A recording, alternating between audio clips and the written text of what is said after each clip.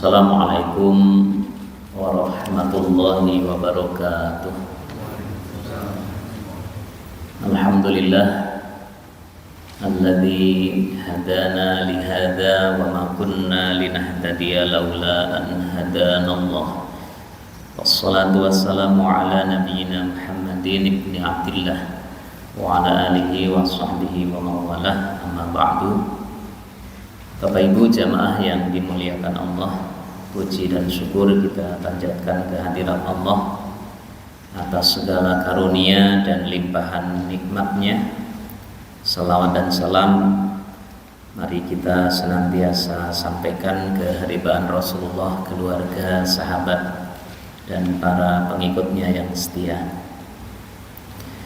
Jamaah yang berbahagia, siang hari ini kita akan mengulas satu tema seputar peristiwa Isra Mi'raj. Saat ini kita berada di bulan Rajab, bulan yang menurut para mu'arrikh, para sejarawan,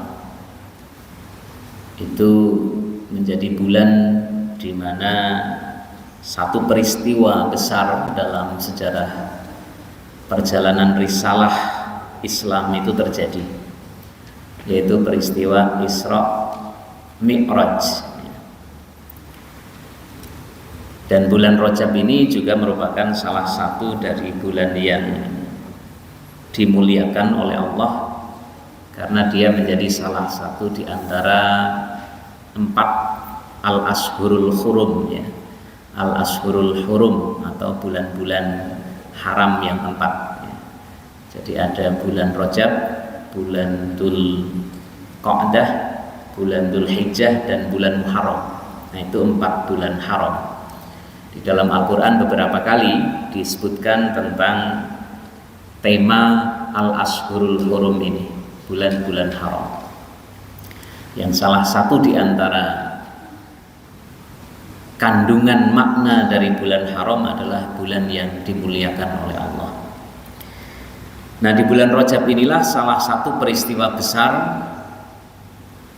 di dalam sejarah risalah Islam terjadi, yaitu Isra Mi'raj, atau kalau mau disebut dengan pas itu sebenarnya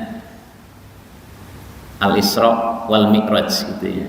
Jadi karena itu dua hal yang tidak sama sebenarnya, tetapi satu paket begitu, ya. Jadi Isra Mi'raj, ya. Isra itu kita tahu merupakan perjalanan horizontal Nabi, ya, dari Masjidil Haram di Makkah ke Masjidil Aqsa di Palestina. Subhanalladzi asra bi 'abdihi lailam minal Masjidil Haram ilal Masjidil Aqsa. Nah, itu Isra, ya. Jadi peristiwa diperjalankannya Rasulullah pada satu malam, lailan, dari Masjidil Haram ke Masjidil Aqsa. Nah, sementara Mi'raj adalah kelanjutannya. Setelah dari Masjidil Aqsa, kemudian Nabi melanjutkan perjalanan secara vertikal, ya. Melanjutkan perjalanan menuju ke langit, ya. Bahkan kemudian sampai ke satu tempat yang sangat jauh, ya, namanya Sidratil Muntaha, ya. Dan itu disebutkan juga di dalam Al-Quran, ya, di surat An-Najm diantaranya itu, bahwa Nabi menempuh perjalanan yang jauh sampai Sidratil Muntaha, ya. Dan di sana beliau mendapatkan wahyu dari Allah Subhanahu wa Ta'ala untuk menunaikan ibadah sholat wajib 5 waktu, ya. Jadi yang perlu kita pahami, jangan sampai kemudian muncul anggapan bahwa baru pada peristiwa Isra Mi'raj ini umat Islam diperintahkan untuk menunaikan sholat, ya. Tidak, Bapak Ibu. Sebelumnya umat Islam sudah menunaikan sholat, hanya belum yang 5 waktu, ya. Hanya belum yang 5 waktu. Jadi sebelumnya umat Islam sudah sholat. Bahkan kalau kita runut ya, ibadah sholat ini kan termasuk as-syari'atul qadimah ya. Syariat yang sudah ditunaikan juga oleh para nabi terdahulu ya. Hanya mungkin tata caranya yang tidak sama dengan yang kita tunaikan ya. Misalnya ketika Allah menceritakan tentang Nabi Isa alaihissalam itu di dalam Al-Quran di surat Maryam, itu beliau sudah diperintahkan menunaikan sholat ya. Wa ja'alani mubarakan ainama kuntu wa awsani bis sholati waz zakati ma dumtu hayya. Ini perkataan Nabi Isa yang ada di surat Maryam. Wa ja'alani mubarakan ainama kuntu, dan Allah menjadikanku sebagai orang yang diberkati ya, dimanapun aku berada ya. Wa awsani, dan Allah mewasiatkan kepadaku, memerintahkan kepadaku bis sholati, untuk menunaikan ibadah sholat, waz zakati, dan zakat, ma dumtu hayya, selama aku hidup. Jadi sholat ini sudah ditunaikan oleh Nabi sebelum Rasulullah ya, Sallallahu Alaihi Wasallam, hanya ya syariatnya, tata caranya tentu tidak sama. Sebagaimana puasa, sebagaimana zakat juga demikian. Nah, jadi peristiwa Isra Mi'raj ini wahyu yang diterima adalah wahyu perintah sholat wajib 5 waktu yang kita tunaikan sekarang ini: subuh, zuhur, asar, maghrib, isya. Sebelumnya umat Islam sudah menunaikan sholat ya. Sholat di waktu malam, kemudian sholat di waktu pagi dan petang ya. Bahkan Nabi sendiri kan ketika diperjalankan Isra itu ceritanya kan beliau lepas menunaikan sholat ya, di sisi Ka'bah begitu. Jadi umat Islam sudah mengenal sholat ya, hanya belum yang 5 waktu itu. Nah, jamaah sekalian yang dirahmati Allah, ada beberapa hikmah yang penting untuk kita renungkan ya, terkait dengan peristiwa Isra Mi'raj. Yang pertama adalah bahwa Isra Mi'raj adalah peristiwa nyata yang sangat dahsyat ya, melibatkan ruh dan jasad Nabi sekaligus. Jadi jangan muncul anggapan di dalam diri kita bahwa peristiwa Isra Mi'raj itu hanya perjalanan rohani ya. Tidak, Bapak Ibu, tapi itu peristiwa di mana Nabi diperjalankan jasad dan waruhan, jasad dan roh ya.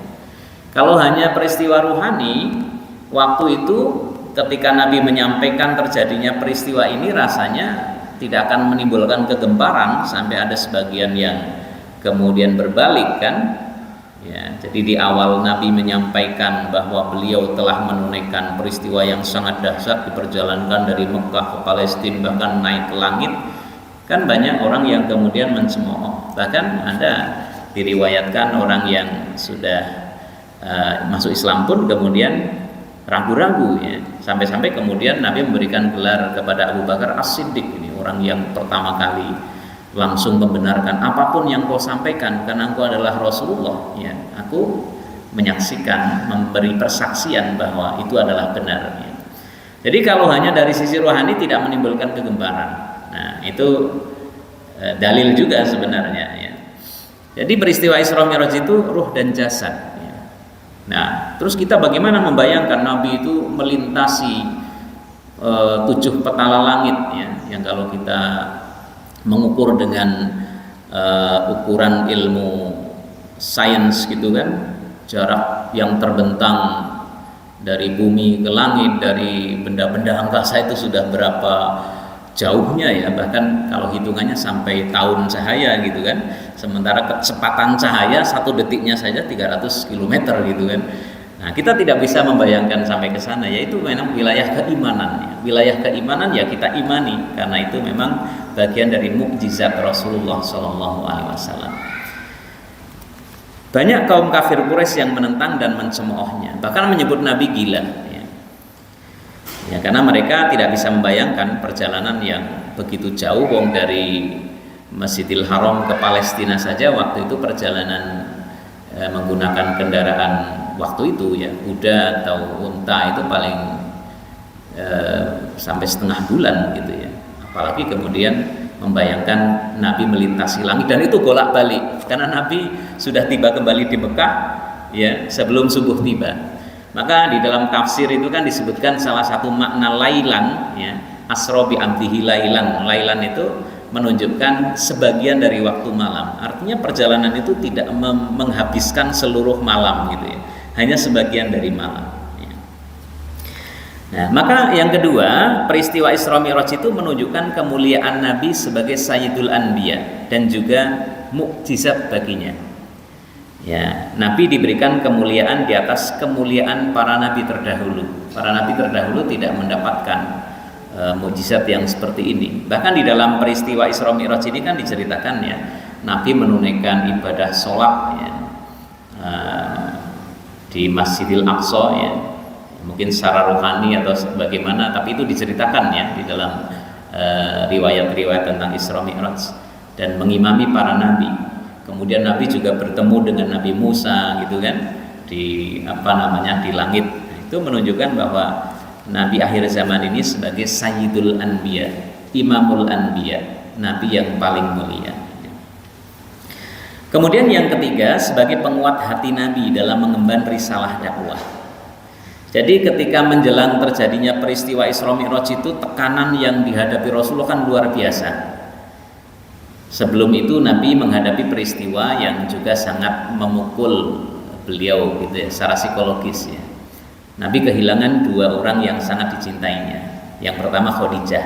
Khadijah itu istri beliau yang sangat dicintai, istri beliau yang membantu dakwah ya, dari nol katakanlah ya, dengan hartanya ya. Jadi Khadijah itu memiliki posisi yang luar biasa di hati Nabi ya. Sampai-sampai kan ada riwayat yang mengatakan Aisyah sampai cemburu kepada Khadijah gitu ya. Sampai pun ketika Khadijah itu sudah tidak ada gitu ya. Karena Nabi masih sering menyebut nama Khadijah yang memang memiliki tempat tersendiri di hati Rasulullah SAW. Maka Khadijah itu dalam hadis juga disebutkan bahwa beliau termasuk arba'atun min sayyidati nisa'i ahlil jannah, 4 wanita yang paling terkemuka di surga. Ada hadis Nabi yang mengatakan begitu. Ada 4 wanita paling terkemuka di surga. Yang pertama Khadijah binti Khuwailid, istri Nabi. Kemudian Asiyah bintu Mazahim, istrinya Fir'aun. Asiyah ya, kalau istrinya Nabi Aisyah, nah ini Asiyah ya. Kemudian Maryam binti Imran ya. Maryam ibunya Nabi Isa, dan Fatimah Az-Zahra, putri Rasulullah SAW. Itu 4 wanita pemuka ahli surga. Jadi Nabi kehilangan Khadijah, kemudian juga kehilangan paman beliau yang meskipun tidak mengikuti agama yang dibawa Nabi, tapi beliau sangat mendukung dan melindungi perjuangan Nabi, yaitu Abu Thalib. Beliau yang mengasuh Nabi dari kecil ya. Maka Nabi sebagai manusia biasa ya, selain sebagai Nabi dan Rasul, beliau manusia biasa juga seperti halnya manusia yang lain, tentu merasakan kesedihan. Dan itu menjadi satu penguat hati Nabi. Selain itu juga tekanan yang dihadapi oleh Rasulullah oleh kaum musyrikin Mekah itu luar biasa. Mulai dari beliau diembargo secara ekonomi, nggak boleh Nabi dan para pengikutnya itu melakukan transaksi jual beli dengan penduduk Mekah yang tidak beragama Islam gitu ya. Jadi dan siksaan-siksaan yang dihadapi oleh Rasulullah dan para sahabat ya, luar biasa ya. Ini kan menjelang hijrah gitu ya. Jadi Rasulullah kemudian mendapatkan penguatan dengan peristiwa Isra Mi'raj ini, menguatkan hati beliau. Sowan langsung kehadirat Allah Subhanahu wa taala adalah satu hal yang pasti ya, menguatkan hati beliau ya. Kemudian yang keempat, peristiwa yang menampakkan tanda-tanda kekuasaan Allah ya. Linuriyahu min ayatina gitu kan, disyaratkan di Al-Isra ayat 1. Peristiwa luar biasa. Maka dalam kajian tafsir itu disebutkan, ini ayat pertama surat Al-Isra itu diawali dengan kalimat tasbih. Subhanalladzi, itu lazimnya untuk menggambarkan satu peristiwa yang sangat agung. Kalimat tasbih itu diawali peristiwa Isra Mi'raj itu penggambarannya dengan kalimat tasbih. Subhanalladzi asra bi 'abdihi lailan ya. Kemudian juga di surat An-Najm ya, di sana juga disebutkan diisyaratkan tentang bagaimana Allah menampakkan tanda-tanda kekuasaannya di malam yang agung itu ya. Di sana disebutkan juga, saya kira Bapak Ibu sudah sering mendengar nih, bahwa Nabi diperlihatkan sebagian dari hal-hal ghaibiyat gitu ya. Nabi diperlihatkan neraka, diperlihatkan surga dan keadaan penghuninya ya. Mungkin ada yang bertanya, apakah sudah ada yang disisa? Nah, apakah sudah ada yang masuk surga dan mendapatkan kenikmatan surga gitu ya? Yaitu penggambaran yang disingkapkan oleh Allah kepada Nabi. Tidak harus itu sudah terjadi begitu, tapi itu disingkapkan tabir itu, dan Nabi diriwayatkan melihat ya sebagian dari gambaran-gambaran keadaan penghuni surga, sebaliknya keadaan penghuni neraka. Oh, penghuni neraka itu ada disebutkan itu di cerita Isra Mi'raj itu, ada orang yang menggunting lidahnya sendiri, setelah putus tumbuh lagi lidahnya, diguntingnya sendiri lagi, putus lagi. Kemudian Nabi bertanya kepada malaikat Jibril kan yang mendampinginya, itu mengapa itu wahai Jibril kok ada orang menggunting lidahnya sendiri? Oh, itu gambaran umatmu yang sukanya menyakiti hati orang lain ya, sukanya menggunjing, memfitnah. Nah, seperti itu diantara siksa nanti di akhirat gitu kan. Kemudian ada orang yang memukuli kepalanya sendiri sampai berdarah-darah. Siapa itu wahai Jibril? Oh, itu gambaran umatmu yang gak mau menunaikan ibadah sholat dan seterusnya. Nah, itu gambaran-gambaran yang diantaranya ditampakkan di malam Isra Mi'raj, dan yang lain-lainnya masih banyak ya. Kemudian yang kelima, isyarat pentingnya membersihkan jiwa untuk meraih derajat yang tinggi.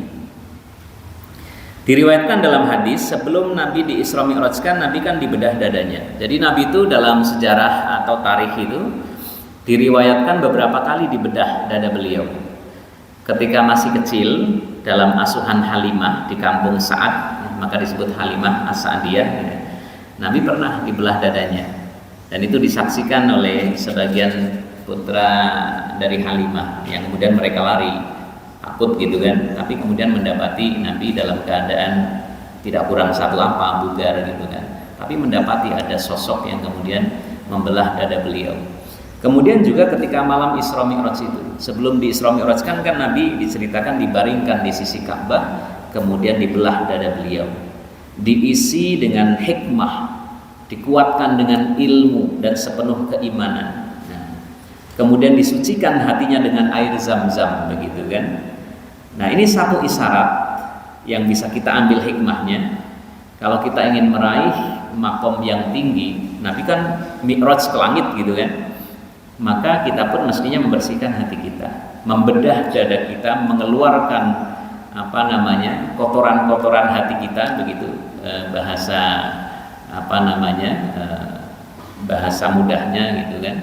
Kita bersihkan hati kita agar kita kemudian mencapai dalam tanda kutip mi'raj begitu, mencapai makom yang tinggi begitu kan, mencapai derajat yang tinggi. Nabi dinaikkan oleh Allah Subhanahu wa taala ke makom yang sangat tinggi ya, setelah dibersihkan hatinya, dikuatkan hatinya dengan ilmu dan hikmah. Maka kita pun begitu, membersihkan hati, menguatkan diri dengan ilmu dan hikmah, serta menguatkan keimanan kita, niscaya kita akan meraih derajat yang mulia.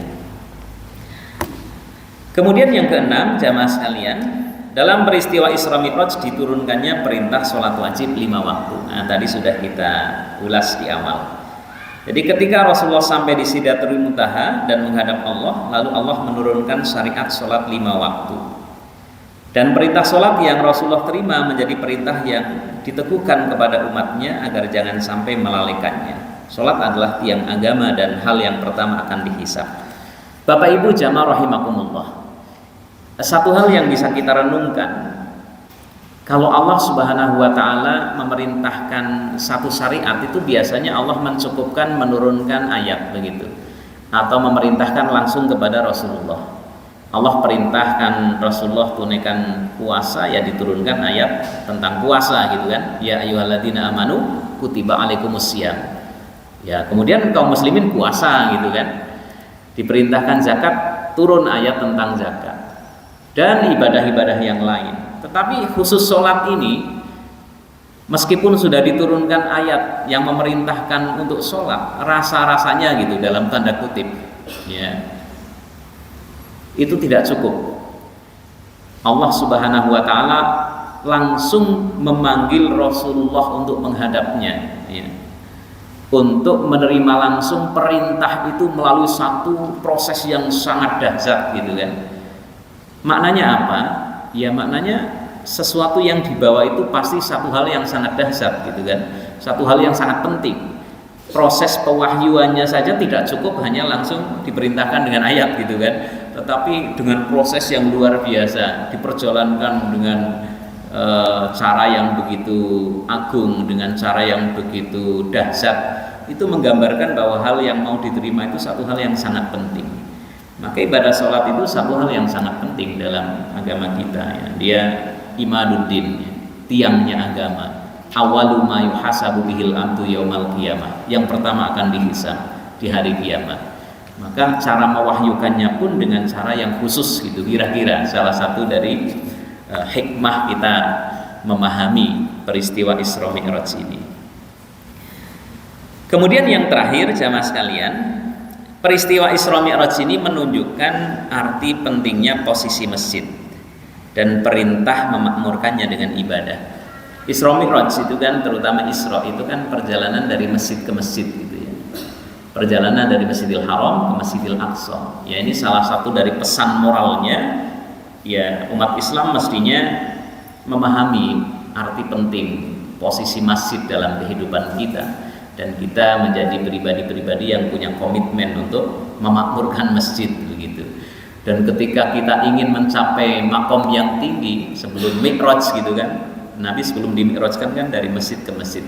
Komitmen memakmurkan masjid itu insya Allah akan menghantarkan kita untuk meraih derajat yang tinggi, ya. Karena bagi seorang muslim, ya, salah satu dari tanda bagusnya kualitas keislaman dan keimanan kita itu kan dalam komitmen kita memakmurkan masjid. Innama ya'muru masajidallah man amana, ya, minhum billahi wal yaumil akhir.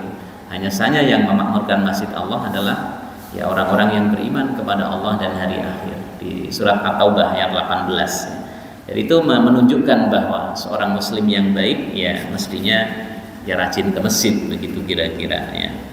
Nah, ini salah satu dari apa yang bisa kita ambil dari hikmah peristiwa Isra Mi'raj. Bapak Ibu jamaah yang dimuliakan Allah, itu beberapa hal dari hikmah dan juga mungkin pesan moral yang dapat kita renungkan dari peristiwa agung yang di negara kita diperingati di berbagai kalangan, bahkan dijadikan hari libur nasional, ya. Kamis depan itu hari libur Isra Mi'raj itu, ya.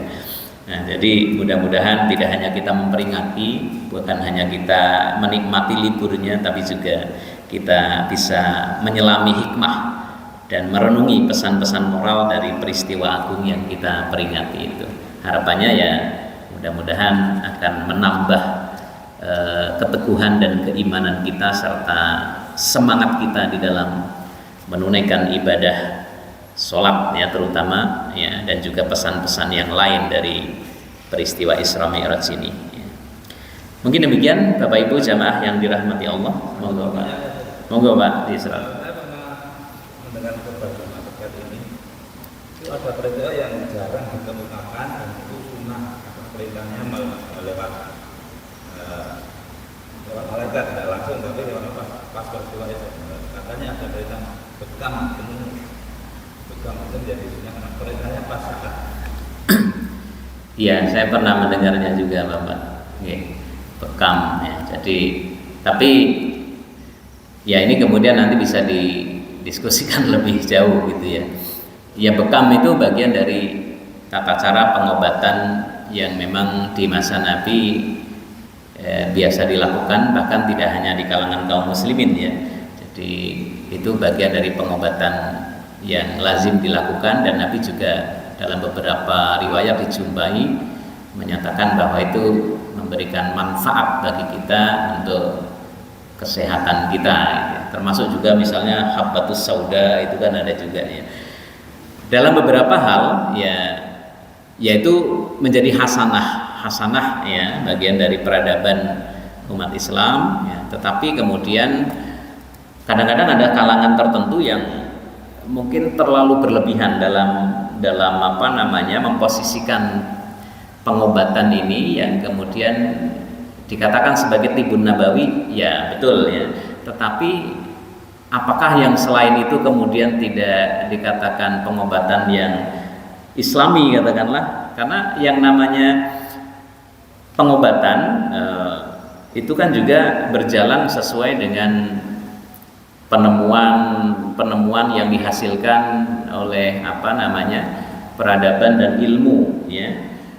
Apapun yang kemudian dijumpai melalui aktivitas penelitian, kemudian penemuan ilmiah, selama itu kemudian membawa manfaat dan maslahat bagi manusia, ya itu pada hakikatnya Islami juga, karena itu lahir dari proses afala tatafakkarun, afala taqilun, ya, bahwa kita diperintahkan untuk terus berproses menghasilkan apa namanya nilai-nilai peradaban yang tinggi untuk kemaslahatan dan kemajuan manusia, sehingga kemudian membatasi pengobatan Islami hanya pada katakanlah bekal, hambatus sauda, ini satu hal yang menurut saya kontraproduktif. Walaupun iya itu bagian dari hasanah peradaban tibun nabawi gitu ya, tetapi ada kalangan tertentu kan yang tidak mau melakukan pengobatan, wah ini yakin ini pokoknya hanya ini gitu kan, ada yang seperti itu. Tapi bagi saya semuanya sepanjang itu dihasilkan dan dibuktikan melalui apa namanya hasil apa namanya yang memang ilmiah, ya, itu ya Islami juga kan, lahir dari proses berpikir, dan kita diperintahkan untuk terus memikirkan apa yang ada di langit dan di bumi dan untuk kemaslahatan manusia. Tetapi kalau tentang hadis itu, ya saya pernah mendengar Bapak ini nan bekam, ya, kemudian Nabi disuguhkan susu, ya ada juga itu ya. Jadi, tetapi kualitas hadis dalam rangkaian peristiwa Isra Mi'raj itu ada sebagiannya itu yang sahih, ada yang dhaif gitu ya. Jadi karena memang peristiwa Isra Mi'raj itu kan peristiwa yang tidak panjang, tetapi memang apa ya, kita katakanlah seperti melipat waktu begitu ya, dengan waktu yang sebentar itu disuguhkan dengan banyak hal yang kemudian disampaikan oleh Rasulullah SAW dalam berbagai riwayat. Tentu sebagiannya perlu dikaji apakah itu benar riwayatnya memang valid atau tidak. Tetapi hadis itu ada Bapak, saya pernah mendengar gitu ya. Mungkin itu Pak Cisron. Sampun Bapak Ibu, mudah-mudahan ada manfaatnya, kurang lebihnya mohon maaf. Hadanallahu wa iyyakum ajmain. Wassalamualaikum warahmatullahi wabarakatuh.